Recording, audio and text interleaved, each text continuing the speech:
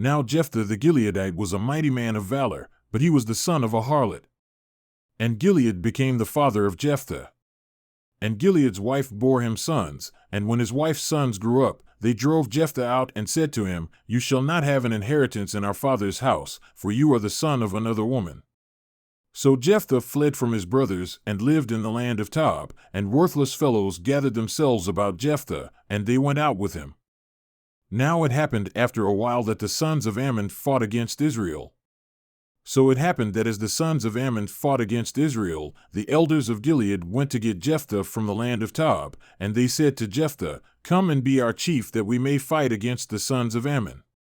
Then Jephthah said to the elders of Gilead, "Did you not hate me and drive me from my father's house? So why have you come to me now when you are in distress?" And the elders of Gilead said to Jephthah, "For this reason we have now returned to you, that you may go with us and fight with the sons of Ammon and become head over all the inhabitants of Gilead." So Jephthah said to the elders of Gilead, "If you take me back to fight against the sons of Ammon and Yahweh gives them up to me, will I become your head?" And the elders of Gilead said to Jephthah, "Yahweh is witness between us, surely we will do as you have said." Then Jephthah went with the elders of Gilead, and the people made him head and chief over them, and Jephthah spoke all his words before Yahweh at Mizpah. And Jephthah sent messengers to the king of the sons of Ammon, saying, "What is between you and me, that you have come to me to fight against my land?"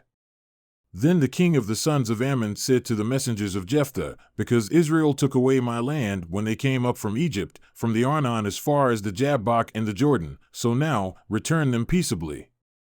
But Jephthah sent messengers again to the king of the sons of Ammon, and they said to him, "Thus says Jephthah, Israel did not take away the land of Moab nor the land of the sons of Ammon. For when they came up from Egypt, and Israel went through the wilderness to the Red Sea and came to Kadesh, then Israel sent messengers to the king of Edom, saying, 'Please let us pass through your land,' but the king of Edom would not listen.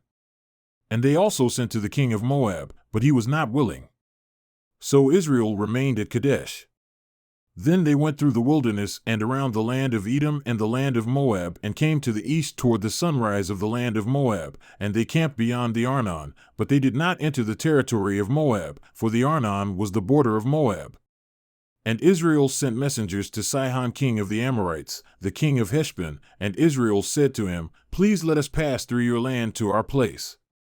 But Sihon did not believe Israel to allow them to pass through his territory, so Sihon gathered all his people and camped in Jahaz and fought with Israel. Then Yahweh, the God of Israel, gave Sihon and all his people into the hand of Israel, and they struck them down, so Israel possessed all the land of the Amorites, the inhabitants of that country. So they possessed all the territory of the Amorites, from the Arnon as far as the Jabbok, and from the wilderness as far as the Jordan. So now Yahweh, the God of Israel, dispossessed the Amorites from before his people Israel. Are you then to possess it? Do you not possess what Chemosh your God gives you to possess? So whatever Yahweh our God has taken possession of before us, we will possess it. So now are you any better than Balak the son of Zippor, king of Moab? Did he ever strive with Israel, or did he ever fight against them? While Israel lived in Heshbon and its towns, and in Aroer and its towns, and in all the cities that are on the banks of the Arnon, 300 years, why did you not deliver them for yourself within that time?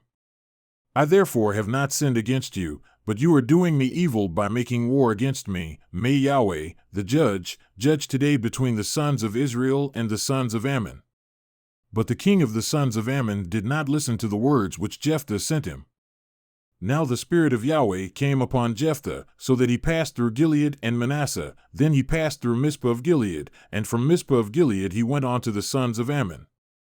Then Jephthah made a vow to Yahweh and said, "If you will indeed give the sons of Ammon into my hand, then it shall be that whatever comes out of the doors of my house to meet me when I return in peace from the sons of Ammon, it shall be Yahweh's, and I will offer it up as a burnt offering." So Jephthah crossed over to the sons of Ammon to fight against them, and Yahweh gave them into his hand. And he struck them with a very great slaughter from Aroer to the entrance of Minnith, 20 cities, and as far as Abel-keramim. So the sons of Ammon were subdued before the sons of Israel. Then Jephthah came to his house at Mizpah. And behold, his daughter was coming out to meet him with tambourines and with dancing.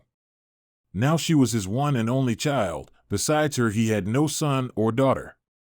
So it happened that when he saw her, he tore his clothes and said, Alas, my daughter! You have brought me very low, and you are among those who trouble me. But I have opened my mouth to vow to Yahweh, and I cannot take it back. So she said to him, My father, you have opened your mouth to vow to Yahweh. Do to me according to what has gone out from your mouth, since Yahweh has avenged you of your enemies, the sons of Ammon. Then she said to her father, Let this thing be done for me, let me alone 2 months, that I may go to the mountains and weep because of my virginity, I and my companions. Then he said, Go. So he sent her away for 2 months, and she went with her companions and wept on the mountains because of her virginity. And it happened at the end of 2 months that she returned to her father, and he did to her according to the vow which he had made, and she did not know a man. Thus it became a custom in Israel that the daughters of Israel went yearly to commemorate the daughter of Jephthah the Gileadite 4 days in the year.